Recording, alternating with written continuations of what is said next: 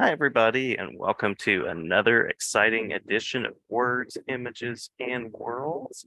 Glad to be talking on this episode with, can I say, I tend to say comics legend. Is that okay?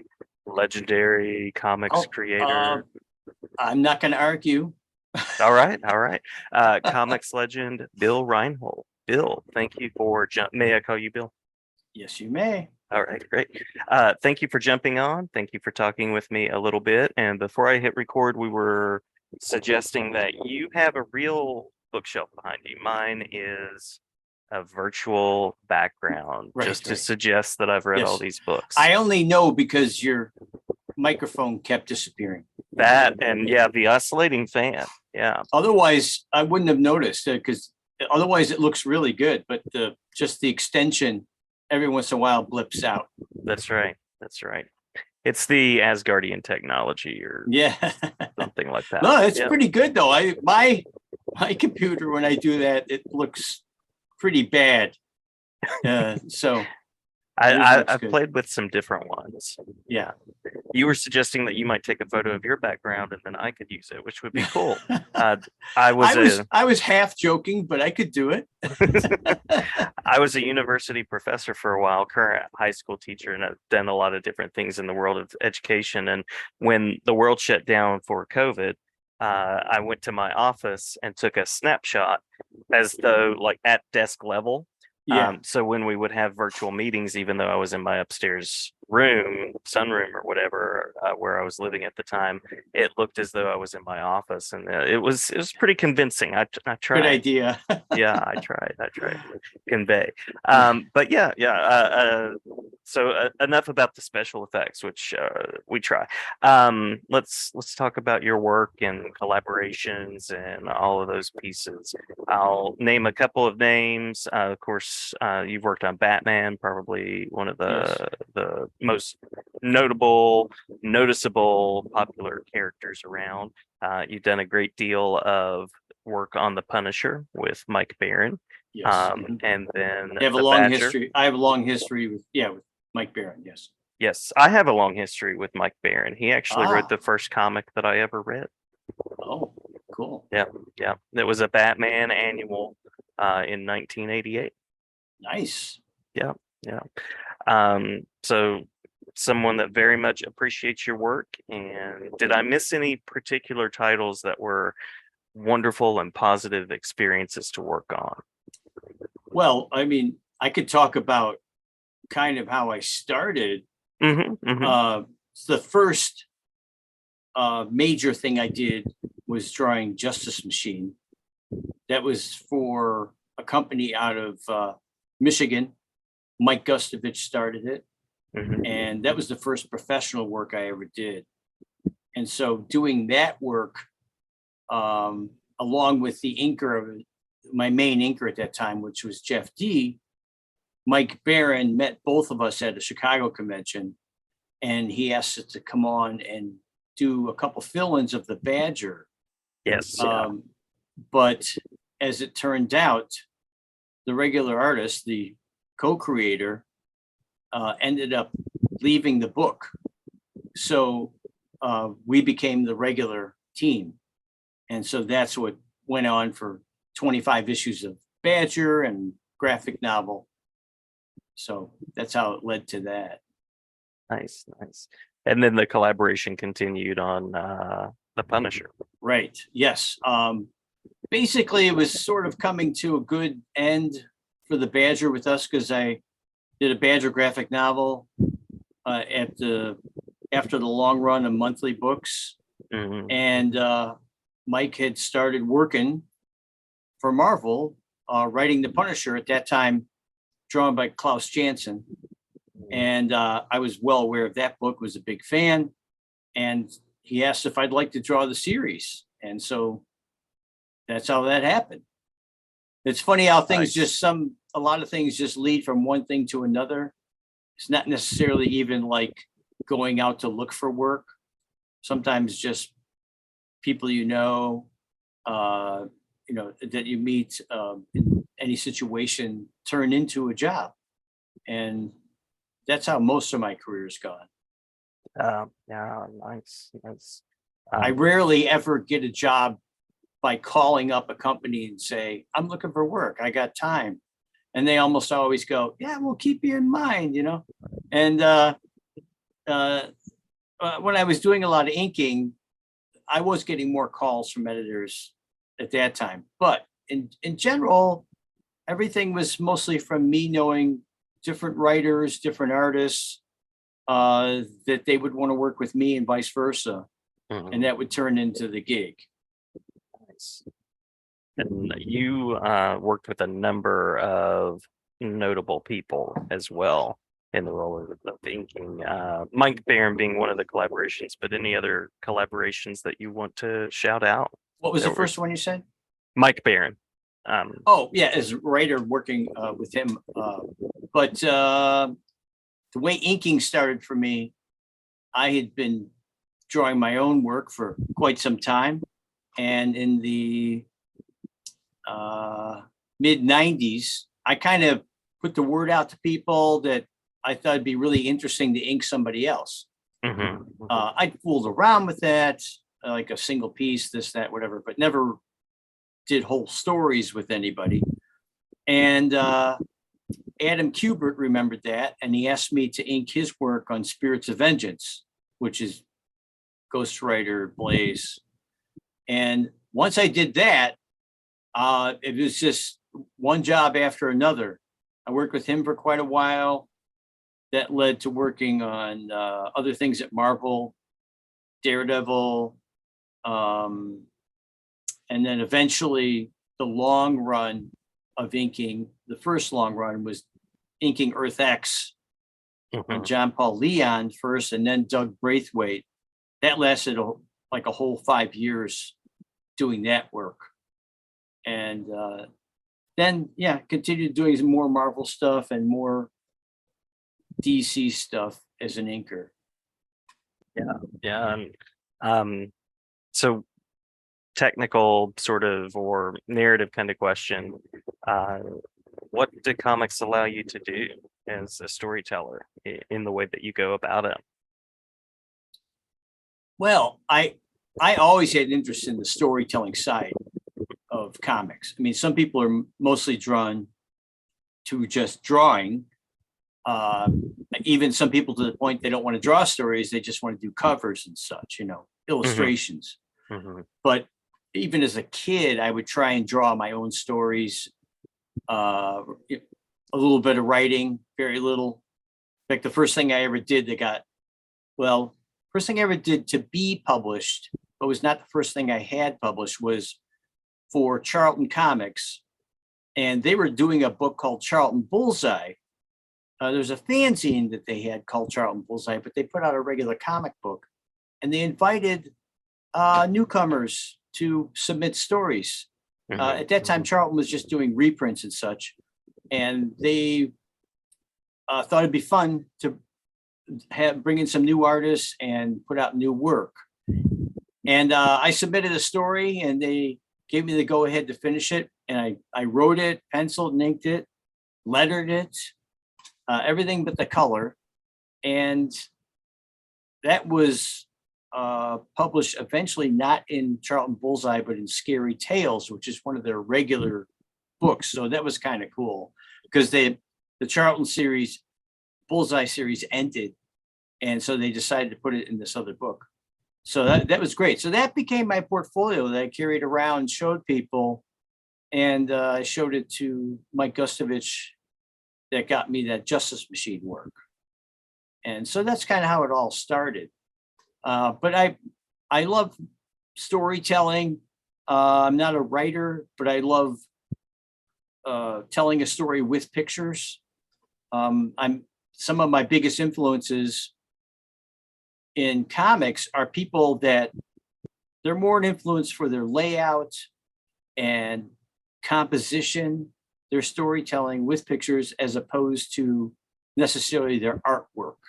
Like Alex Toth is a huge influence on me yeah. with layout, and so is Joe Kubert, and less so with their drawing. A lot of other artists influence me with their drawing, even if I don't pay as much attention to their layout and such. Mhm. And I love the kind of grounded approach that you can take, but then also the like fantasy leaning. And I'm just thinking about the Punisher because you get to do both of those in a single book. There would be issues where he's interacting with Doctor Doom or Moon Knight or some character that's sort of supernatural, and then like issue 31, he's fighting bikers. Issue 40, Yeah. he's sort of in the jungle. So I like that range of what you were able Well, to the bring Doctor to. Doom was kind of a weird one-off just because of the crossover, all the books were doing. Mhm. Can't remember the name of the crossover. Anyways, so it's pretty strange that he was with Doctor Doom, but I enjoyed it because I loved, all those comics as a kid. I loved Jack Kirby, and so getting to draw Doctor Doom was fantastic. And I got to draw some other heroes that were more in the background that connected with the continuity of the crossovers going on. So that was a big thrill for me. And Moon Knight, the Moon Knight story was actually the first Punisher story I had published, although I had already started working on the Punisher Intruder graphic novel. That was the first Punisher work I was hired to do. But in the midst of it, the editor, Carl Potts, said he wanted me to stop work on that and draw this annual with Moon Knight, which I thought was fantastic because I love that character. I love, of course, the way I know Moon Knight the best is from Bill Sienkiewicz drawing the series. And I did draw a short story of Moon Knight very early in the early 80s that ended up not being printed until late 80s in Marvel Fanfare. So I'd already had some experience drawing Moon Knight. And it was a lot of fun. One of my favorite characters. One of those that he's seems to. he's the Batman of Marvel Comics. This is true. This is true. Yeah, absolutely. So I always like to ask about sort of next creative directions, places in your career you would revisit, upcoming events, things of that nature as well. Well, I'm working on a graphic novel now Great. called The Flying Column, written by Carl Potts. That's what takes all my time right now. I've been working on it for really way too long, doing my best to get it done. I can show you a page here. That would be great. Some of the artwork, it's all going to be done in wash, but it'll be printed in sepia. It won't be colored. Nice. So that's what I do all the time now.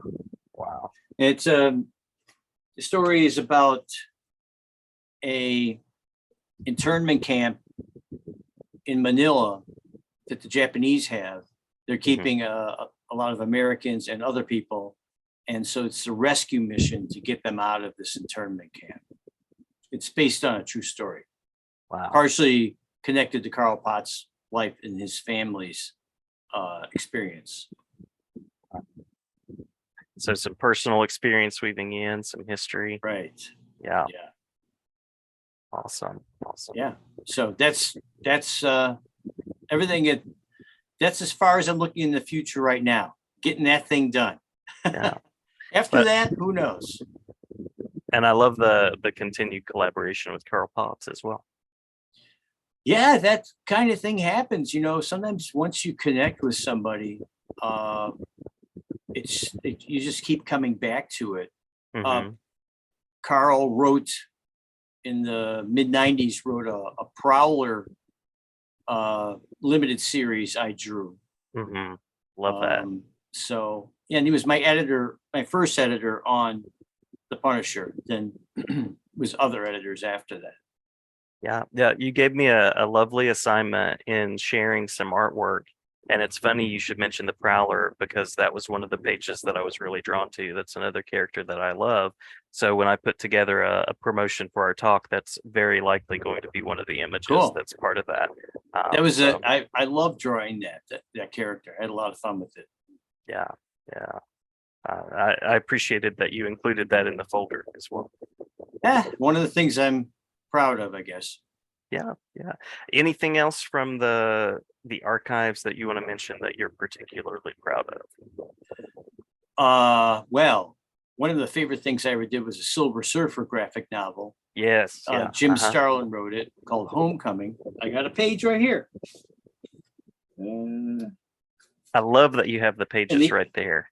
Well, I try to be prepared a little bit.